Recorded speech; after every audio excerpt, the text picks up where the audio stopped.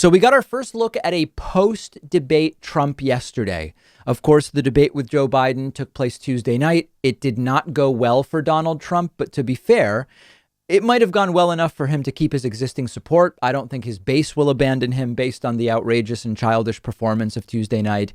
In fact, his base thinks that he won, so it may not really move the needle very much. But what I was interested in was, what is Trump's state of mind? What is Trump's demeanor post-debate? We saw him tweeting unhinged things, but he did another one of these Corona rallies last night. This one was in Duluth, Minnesota, and Trump spent a bunch of time recently in Minnesota, where currently Joe Biden leads by more than 9 points in recent polling. Donald Trump has been insisting he might win Minnesota. I doubt it, but he's spending some time there. The rally was really, really sick. I was sort of paying special attention to what Trump would say about the debate itself, whether he'd scale up his attacks on Joe Biden to be even nastier ad hominems. But he also said all sorts of other things that are, of course, untrue and in many cases completely disgusting. So let's look at it a little bit. Donald Trump launched directly into straight up lies by just making things up whole cloth. He said Joe Biden is trying to cancel the remaining debates. Biden has not suggested canceling the remaining debates. Biden has not asked for a cancellation. Biden has not dropped out, but Donald Trump doesn't care. He says it and the crowd believes it. Is too weak to lead this country. You know, Biden lost badly when his supporters are saying he should cancel the rest of the debates. Now I understand he's canceling the debates. Let's see what happens. I think that's not going to be a good move for him. I don't think that's going to be a good move. I don't think television with those ratings are never going to let him cancel. You don't know television like that. This is how nonsense spreads. Trump tells a crowd Biden's canceling debates. The crowd goes home and posts on Facebook, Biden is canceling the debates. Someone makes a meme, Biden is canceling the debates. And before you know it, there's this false notion spreading that Biden has canceled the remaining debates and has backed out. Completely untrue. Donald Trump again told this story that he's been telling about how there was a day, I guess it must have been about a month ago. Trump tells this story where he went home to Melania and he asked, "Darling, did you see the news on TV about my Nobel Peace Prize nomination?" And Melania, this is the story, says to him, "No, I didn't see it.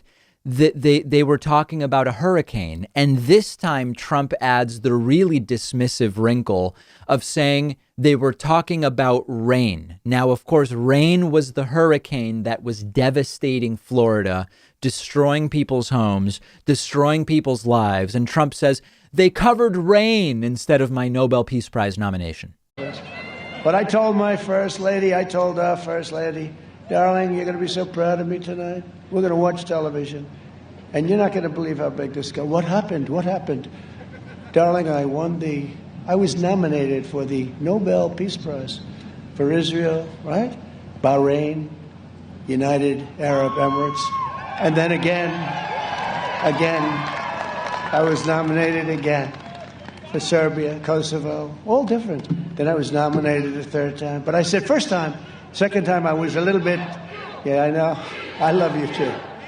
But I said to our first lady, watch this tonight, darling. It's going to be. And I turned to Lester Holt, number 2 show. I turned to Lester Holt, and they covered one stories about rain. This is just, it's the height of narcissism, isn't it? How dare the news cover a hurricane wreaking havoc? They should be talking about how a Norwegian right-winger, or was it a Finnish or Swedish, some Northern European right-winger said I should get the Nobel Peace Prize. Isn't that the story? Instead of a hurricane destroying people's lives, the unabashed height of narcissism. Donald Trump then mocked Joe Biden because Joe Biden takes coronavirus seriously, and Joe Biden doesn't want to do events for his campaign that risk the spread of coronavirus. Not a concern Trump has, but Trump ridicules Joe Biden for it. I don't know how many are involved. This was supposed to be an Iron Range get-together, but it turns out big. You know, Biden has 20, 30 people. He's got those circles. Today he had a little bit more, like 30 or 40, but they were too close together. I sent him a note, dear Joe. They were too close, 34 people right next to each other. And yet he complained about our rally, right? Our rallies. Now, it's an honor that so many people showed up, because this was going to be a little quickie just to say congratulations, because Obama closed the Iron Range. Imagine making fun of the candidate that's taking the public health precautions during a global 100-year pandemic that you mishandled, leading now to 211,000 deaths, far more than what we needed to have. Backwards, bizarro world. In this next clip, Donald Trump tells a completely implausible story, including what we call the Sir routine. Okay, now the Sir routine is when Trump tells a story of someone saying something to him, he will often say, "They said to me, sir," etc. And this time it's about a guy who supposedly came to Trump so overwhelmed with emotion about how Trump had improved this guy's life that the guy was crying. I mean, it's a completely incredible story. Take a listen. A man came up to me, a tough man, a worker, a construction worker, real worker. And he looked at me, this is 2 years ago. He said, "Sir, you've given us back our life." And he was crying. And I said, "When was the last time you cried?" He said, "I can't remember." I said, "You never cried when you were a little baby. You never cried." This is not a crier. This guy was tough as hell. He said, "Sir, he took our life away. And let me tell you about Joe. Joe will reinstitute that ban in 2 minutes if we lose. So you better vote for him in Minnesota, really. I mean, honestly." Imagine being a fly on the wall during that meeting between Trump and this guy, if it even took place. Also, this dumb idea that crying is the opposite of toughness. Just every lame trope that Trump can't seem to get away from. And then here we have just a simple lie. Donald Trump says, he says this in every state. Every time he goes to Pennsylvania, he goes to North Carolina, Trump will always say, "You had your best year last year. You had your best years during my presidency." And of course, he says it to Minnesota here. This story with Jason, but let's do it anyway. But we're going to win so much, because Minnesota, before I came around, was not doing too well, okay? Was not doing too well. Then you had your best years ever. Now, the truth is a little different. The unemployment rate in Minnesota is now 94% higher than when Donald Trump took office. The unemployment rate in Minnesota was 3.8% in January of 2017. It is currently 7.4%. And that's down, by the way, from its coronavirus high. So just a simple lie and a simple fact check. How quaint, right? It's sort of like the old days of politics. Trump continuing to be obsessed with the suburbs lately. Donald Trump ridiculously and laughably claims here again that Joe Biden will destroy the suburbs by abolishing single family zoning. Well, whether we allow Joe Biden to kill the recovery, he wants to shut down. This guy says, let's shut it down. A lot of death caused by shutdown. Depression, death, drugs, alcoholism, horrendous family fights.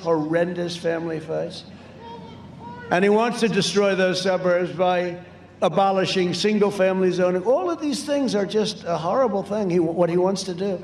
It is stunning how saying localities should look at the racial impact of zoning became Biden wants to end the suburbs, and now it's Biden will eliminate all single family zoning. It just completely disconnected from reality. And the crowd now, because Trump has been repeating it for so long, they're used to it. They anticipate it. They cheer or boo or whatever reaction it is that Donald Trump wants. And then Trump, continuing with this suburb obsession, Trump admonishes the crowd and he says, how the hell am I not doing well in the suburbs? They talk about the suburbs, women in the suburbs. I ended a regulation that nobody would have done.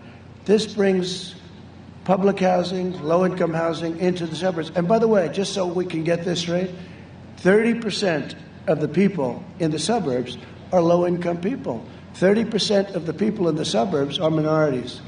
And so we're ruining this American dream for everybody. But he's got a plan. It's the worst thing you've ever seen, having to do with zoning. They zone you out. They build low-income housing next to your house. It's crazy. And then I hear, I'm not doing well in the suburbs. I'm not doing well in the suburbs. Are you people crazy? Are you crazy?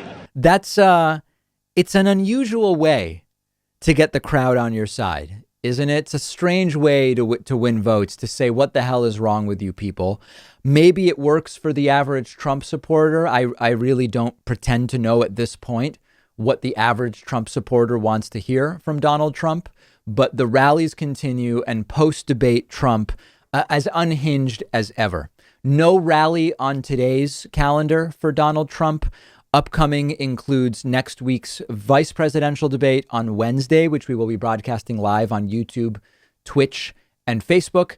The week after that is a presidential debate number 2. The week after that is presidential debate number 3. We've got a 1-week respite from the debates, and then it's election day. That's it, folks. So we've got VP debate on week 1, Trump debate week 2, Trump Biden debate week 3, week 4 is off, week 5 is the election, and that's it. Okay, this is the final stretch. Later on in the program, we are going to talk about some of the sort of desperate measures that the Trump campaign is taking. Tomorrow, we will be talking about incredible fundraising by Joe Biden during the debate, record fundraising. And we will, of course, have continued coverage of all of this and more on the David Pakman Show Instagram page. Make sure you're following us on Instagram.